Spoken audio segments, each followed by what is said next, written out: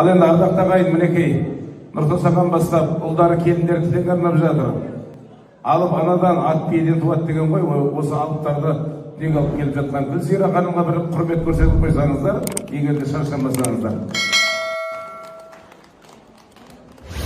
Ал құрметті халайық ағайын, құда жекжаттар, тойдың болғанынан боласы көрсек, неке қаншама уақыттан бері осы той деп сырға табу, есік ашу, құда түсу, құдалық бағыны болды бірінен кейін бірі.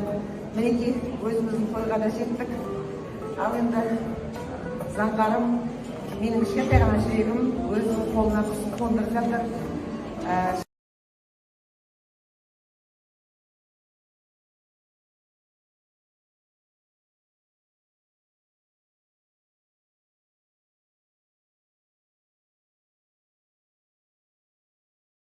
Сырласым болдың Заңғар, саған көп рахмет.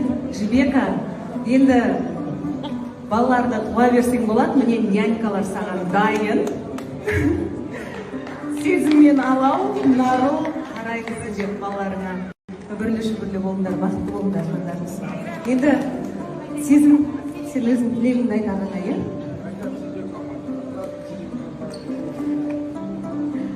Заңғар аға және Жібек жеңге, сіздерді тоймен құттықтаймын.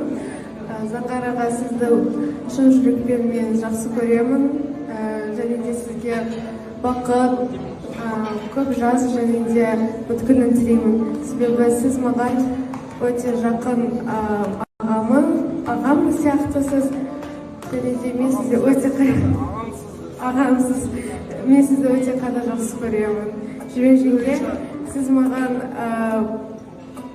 бір көзден Күн болсын, Заңғар мен Жібек өмір бойы бір болсын деп қол соғып қояйық, құрметті ағайын. Достарымыздың барлығы осылай шалқып жүрсін, дұшпандарың жым болсын деп қояйық.